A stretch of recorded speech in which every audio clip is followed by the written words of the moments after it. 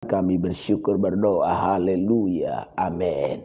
Jadi Bapak Ibu Saudara, rekan sahabat orang tua, Gembala Jemaat Pendeta yang dikasihi Tuhan, pada hari ini tema firman Allah pada program Hidupi Firman, pujian dan doa setiap hari adalah kulihat Dia yang telah melihat aku.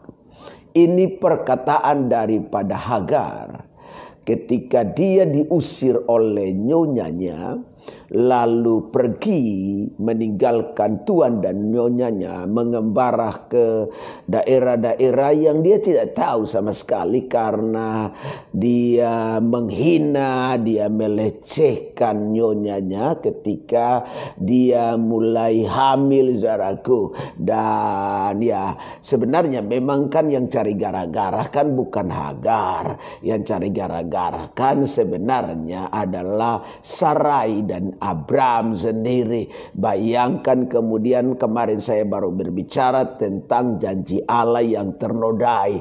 Jadi yang bikin noda atas janji Allah adalah Sarai dan Abram. Kan masakan kemudian Tuhan berjanji dan tidak tolong. Tapi sampai kemudian Sarai bilang begini sama Abram, kau kan lihat Tuhan tidak kasih kita anak. Padahal janji Tuhan ya akan dikasih keturunan dari rahim Sarai sendiri. Jadi hampirilah hambaku ini. Ya siapa yang gak mau, saudaraku? Pasti Abraham juga pikir dalam hati, kenapa kan gak dari kemarin-kemarin kan begitu, kau ngomong baru sekarang ya.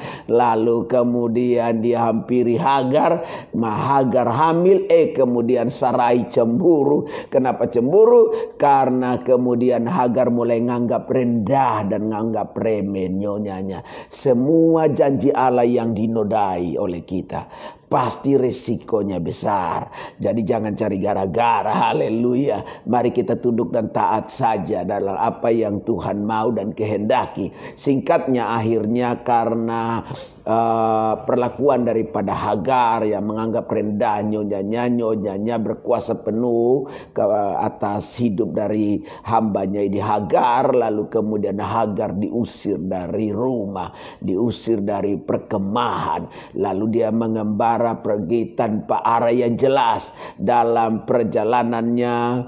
Kemudian dia sudah capek, dia letih, dia lesu, dia tidak mampu lagi berbuat banyak. Dalam hidup kita kerap kali ketika kita berjalan tanpa arah, kita capek, kita jenuh, kita bosan, kita pengen mau mati karena kita tidak lagi bisa berbuat apa-apa. Lalu kemudian tiba-tiba mungkin dalam keadaan yang terdesak, saya percaya Hagar yang selama ini ikut dengan Abram dan Sarai melihat bagaimana kemudian cara Abram dan Sarai memuliakan Tuhan dan mengharapkan Allah yang hidup itu. Walaupun memang dia sama-sama dengan Abram, Sarai sebagai hamba, tetapi kemudian dia melihat iman, keyakinan daripada Abram, bagaimana dia memuliakan Tuhan, bagaimana dia mempercayai Allah yang hidup dari Abram sendiri. Lalu saya meyakini bahwa itu kemudian dia hidupi dalam hidupnya. Jadi ketika dia terusir, dia merasa memang terusir dari pandangan manusia, terusir dari kehidupan Abram, tuan dan nyonyanya. Tetapi dia menyadari dan meyakini dia belum tentu terusir dari Tuhan. Dengar ini baik. Kadang manusia usir kita, kadang manusia tidak mau tahu dengan kita, kadang manusia bisa buang kita, kadang manusia karena sesuatu yang barangkali memang ada alasan untuk dia kecewakan kita, dia tidak mau tahu lagi dengan kita, dia buang kita, saudaraku. Bahkan tidak ada alasan untuk itu pun. Kadang manusia buang kita, kadang manusia tidak mau lagi tahu dengan kita. Bahkan orang-orang yang pernah kita tolong, orang-orang yang pernah kita bantu, orang-orang yang pernah kita hidup dengan mereka sekian lama, dia buang kita tanpa alasan yang jelas. Bahkan ada alasan juga untuk itu. Tetapi ketika ada orang buang kita, ketika ada orang tidak mau tahu dengan kita, ketika ada orang yang dekat dengan kita usir kita, ketika kita mengharapkan pertolongan mereka, ketika kita masih butuh apa yang menjadi pertolongan dari mereka, mereka tidak lagi mau ambil pusing. Dengar ini baik, Tuhan yang hidup tidak pernah mau buang kita. Tuhan yang hidup tidak pernah mau tinggal diam untuk tidak menolong kita, apapun keadaannya, apapun alasan. Dan inilah yang dialami oleh Hagar. Memang dia hanyalah seorang hamba, tapi ketika dia menghidupi apa yang menjadi iman dari Abram yang dia juga yakini, maka malaikat Tuhan menjumpainya di sebuah tempat dalam perjalanan itu. Mungkin dia sudah capek, dia sudah lelah, dia sudah tidak lagi mampu bertahan hidup. Dan malaikat Tuhan menjumpainya. Dan kemudian dia berbicara dengan malaikat Tuhan. Itulah yang saya sebut, kulihat dia yang telah melihat aku, kata Hagar. Dan kemudian Hagar menamai tempat itu El Roi. Haleluya, El Roi, saudaraku yang dikasihi Tuhan, Allah yang melihat. Haleluya. Dengar ini baik, siapapun saudara, kalau Allah sudah turun tangan, Allah sudah hadir untuk lihat, maka segala sesuatu akan jadi beres. Jadi mari kita harapkan Allah yang lihat, harapkan Tuhan yang lihat keadaan kita. Jangan harapkan manusia lihat keadaan kita, karena 1000 kali manusia lihat kita, belum tentu dia tergerak, belum tentu dia turun tangan menolong. Dia udah lihat ini, dia udah lihat keadaan kita, begitu sangat-sangat membutuhkan pertolongan, belum tentu dia mau tahu. Bahkan dia bilang begini, kau mati saja jauh lebih baik daripada kau hidup. Tapi ketika Tuhan lihat, maka dia berbelas kasihan untuk menyatakan pertolongan. Jangan mengharapkan mata manusia untuk melihat keberadaan hidup. Sebab mata manusia terbatas, tangan manusia terbatas, langkah kaki manusia terbatas untuk mendatangi hidup. Tapi ketika mata Tuhan melihat, maka dia akan lakukan sesuatu yang terbaik. Saya percaya dia Allah yang hidup, dia Allah yang besar, dia Allah yang ajaib. Kulihat dia yang telah melihat aku. Bicara apa? Tuhan mau berurusan dan peduli dengan kita yang hatinya tetap berpaut padanya. Saya percaya Hagar hatinya berpaut kepada Tuhan. Sehingga dalam keadaan yang demikian, Tuhan turun untuk melihatnya dan berbicara dengan dia. Kitab berkata, malaikat Tuhan, haleluya, mau berurusan dengan Hagar. Sehingga kemudian Hagar bilang, kulihat dia yang telah melihat aku. Haleluya. Saudara bisa temukan itu di Kejadian pasal 16 ayat 13. Haleluya.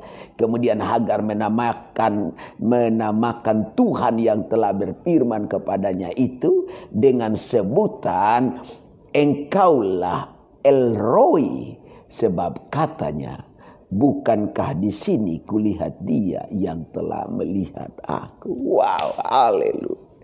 Jadi Tuhan mau berurusan dengan kita dan Tuhan mau peduli dengan kita yang hatinya berpaut kepadanya. Sepanjang hati kita berpaut kepada Tuhan, saya percaya Tuhan tidak tutup mata. Saat manusia tutup mata, saat manusia buang matanya, saat manusia balik belakang untuk tidak mau tahu, Saat manusia memang sengaja untuk tidak buka matanya melihat keberadaan hidup. Bahkan engkau sudah diusir dan terusir. Seperti Hagar terusir dari hadapan Tuhan dan nyonyanya. Tapi Tuhan tidak pernah tutup mata. Tuhan buka matanya dan lihat. Bagi mereka yang kemudian hatinya tetap berpaut sama Tuhan, maka dia mau berurusan dengan kita. Manusia berurusan, kadang yang sudah baik jadi tambah kacau. Manusia yang berurusan dengan kita dan peduli dengan kita, rasanya dia pengen peduli, tapi justru keadaan tidak semakin membaik. Kadang berantakan, tapi Tuhan yang peduli. Tuhan yang mau berurusan dengan kita adalah Tuhan yang menyatakan mujizat, jawaban dan pertolongan. Haleluya. Kulihat dia yang telah melihat aku bicara apa. Tuhan tidak gampang lupa memberi pemeliharaan bagi kita yang tetap mengharapkannya. Tuhan gak gampang lupa. Dia tidak pernah lupa. Manusia gampang lupa dalam hidup ini. Manusia suka lupa dalam hidup ini. Untuk menyatakan sesuatu dalam pemeliharaannya bagi hidup kita. Yang mengharapkannya. Tapi Tuhan gak lupa. Bayangkan saudara. Berapa banyak orang hari-hari ini hidup menderita. Karena mengharapkan janji orang yang terlupakan. Haleluya. Banyak orang hari-hari ini stres. Banyak orang hari-hari ini frustrasi. Karena janji orang kepadanya yang tidak pernah diingat orang itu sama sekali. Terlupakan. Ada banyak orang janji dengan kita. Dan janji itu sampai hari ini terlupakan. Lalu bikin kita pusing, bikin kita stres. Tapi dengar ini baik. Ketika kita mengharapkan Tuhan. Dia Tuhan yang tidak pernah lupakan kita. Coba kejadian yang dialami oleh Elia di Sungai Kerit. Yang hanya diberi makan oleh burung gagak. Pagi dan petang. Bawa daging ke Elia. Lalu tiba-tiba ini. Tuhan lupa. Tuhan lupa 3 minggu atau 1 minggu. Kayak gitu. Maka 1 minggu Elia tidak makan. Karena Tuhan tidak gerakkan burung gagak bawa daging. Bukan masalah burung gagak. Burung gagak tidak bisa bikin apa-apa. Kalau bukan Tuhan yang suruh burung gagak bawa. Jadi kalau Tuhan lupakan kita. Maka urusan runyam. Jadi jangan pernah kemudian tidak mengharapkan Tuhan. Karena saya tahu kalau kita mengharapkan Tuhan. Tuhan tidak pernah lupa. Sepanjang Tuhan tidak pernah lupa. Maka manusia boleh melupakan engkau. Keluarga, orang tua, saudara, bersaudara. Orang paling dekat dengan kita yang pernah kita tolong bisa melupakan kita. Ketika Tuhan tidak lupa dengan kita. Maka jawaban, pertolongan, mujizat selalu ada bagi kita. Haleluya. Tuhan gak pernah lupa. Elia dipelihara. Orang Israel kembali lagi. Selama 40 tahun lamanya dalam perjalanan. Kalau Tuhan lupa aja 1 hari. Untuk tidak kasih makan. Maka ribuan orang dalam perjalanan itu. Pasti akan mengeluh karena tidak makan. Tapi Tuhan selama 40 tahun lamanya. Dalam perjalanan Israel keluar dari tanah Mesir dan mengembara. Berputar-putar di padang gurun. Dari satu tempat ke tempat yang lain sebelum Kanaan mereka masuki. Tuhan tidak pernah lupa untuk kasih mereka bertahan hidup dengan makanan. Walaupun mana yang mereka anggap hambar. Tetapi itu tidak pernah kehabisan gizi yang enak. Sampai mereka kuat sehat mengembara di padang gurun. Bertahun-tahun lamanya. Bayangkan kalau Tuhan lupa. Engkau kandas. Engkau habis. Haleluya. Jadi harapkan Tuhan yang tidak pernah lupa. Jangan mengharapkan manusia yang gampang lupa. Jangan mengharapkan manusia yang mungkin ingat tetapi dia tidak mau tahu. Haleluya. Kulihat dia yang telah melihat aku, kata Hagar kepada Tuhan, dan menamai tempat di mana dia berbicara dengan Tuhan yang melihatnya dengan sebutan El Roi. Mari harapkan Allah melihatmu. Karena kalau harapkan manusia, jangankan orang lain, kakak adik, orang tua pun belum tentu mau tahu dan lihat kita. Haleluya. Yang ketiga, yang terakhir, bertalian dengan tema kita, kulihat dia yang telah melihat aku, dalam program Hidupi Firman, pujian dan doa setiap hari dalam Kejadian pasal 16 ayatnya yang ke-13. Ini adalah yang ketiga, yang terakhir. Tuhan yang masih mau ambil bagian untuk menolong kita walaupun sudah dalam keadaan yang terlilit, terjepit, dan mau mati rasanya. Dalam hidup ini kadang kita sudah pengen mau mati. Kenapa? Karena terjepit. Kenapa? Karena terlilit. Orang kalau udah terlilit, maka keadaan udah parah, pengen mati dan mau mati rasanya. Orang kalau udah terjepit, dia jalan keluar kadang-kadang. Dia bergerak dengan susah payah tapi tidak ada jalannya. Sudah tidak bisa keluar. Dia kalau udah terlilit seperti benang kusut, dia sudah tidak bisa terlepas dari lilitan. Tetapi dengar ini baik. Tuhan masih mau ambil bagian dalam keadaan demikian. Kita nggak terlilit, nggak terjepit, mau mati saja. Orang nggak mau tolong. Apalagi dalam keadaan mereka. Kita orang bilang begini, terserah deh, lu mau kemana kek. Tapi lihatin baik. Ketika orang tidak mau ambil bagian dalam keadaan kita yang sudah terlilit. Entah terlilit apa kek. Mau terlilit apa kek. Mau terjepit apa kek. Mau mati rasa karena apa kek. Ketika orang sudah tidak bisa lagi ambil bagian, Tuhan yang ambil bagian. Tahukah Bapak Ibu, kalau Tuhan ambil bagian, maka mujizat pasti ada. Tuhan ambil bagian dalam pesta perjamuan di Kana. Dan air anggur yang hampir habis dibuatnya air anggur dari air yang rasanya dan kualitasnya lebih dari standar air anggur buatan manusia, dari anggur asli yang sudah bertahun-tahun.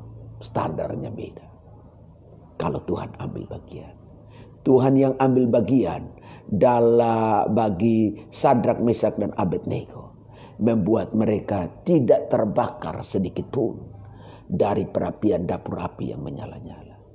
Tuhan yang ambil bagian dengan untuk datang kepada Daniel di kandang singa, di gua singa yang Daniel dibuang. Daniel tidak diapa-apakan oleh singa. Tuhan yang ambil bagian di perjalanan Elia dengan janda di Sarfat yang dengan anaknya sudah hampir mati karena hanya tepung segenggam dan minyak sedikit dibuli-buli, membuat mereka bertahan hidup. Ini hanya sedikit contoh. Ketika Tuhan ambil bagian, maka yang terlilit, yang terjepit, yang mau mati tidak jadi. Haleluya. Ada jalan keluarnya. Dia bisa terlepas dan dia tidak jadi mati. Haleluya. Tuhan yang ambil bagian dari janda di Sunem, kemudian anaknya tidak jadi diambil oleh penagih-penagih hutang. Ketika dia terlilit hutang, anaknya tidak jadi diambil karena kemudian Tuhan buat minyak sedikit yang ada dijadikan minyak yang banyak, diproduksi menjadi minyak yang banyak, bukan pakai pabrik, bukan pakai bahan mentah, pakai minyak jadi yang sedikit itu, setaruh di bule-bule yang dicari dari tetangga-tetangga, lalu bisa dijual, bisa bayar hutang, dan kemudian dia bisa hidup dari apa yang sisanya. Kalau Tuhan ambil bagian, kita pasti hidup. Kita pasti menikmati kemurahannya. Haleluya. Doa saya bagi saudara, saudara diberkati Tuhan. Mari tunduk kepala dan kita berdoa. Allah Bapa, dalam nama Tuhan Yesus, hamba berdoa biar kiranya pesan firman Allah pada hari ini memberkati setiap jemaat Tuhan. Orang tua keluarga kami, memberkati setiap keluarga besar di seluruh pelosok negeri, memberkati setiap rekan sahabat, orang tua, pendeta, gembala jemaat yang juga ikut menyaksikan program Hidupi Firman, Pujian dan Doa setiap hari. Pada hari ini yang saya beri tema, kulihat Dia yang telah melihat aku, dan berkat Tuhan pada kita. Yang sakit disembuhkan, yang lemah dikuatkan, yang sedang berada dalam persimpangan jalan, ada jalan-jalan keluar, dan mujizat bagi kita senantiasa. Terima mujizat, kemenangan yang dari Tuhan dalam nama Tuhan Yesus Kristus. Haleluya, haleluya. Amin. Tuhan Yesus memberkati kita. Shalom, shalom, shalom. Sampai jumpa pada besok hari dalam program yang sama. Hidupi Firman.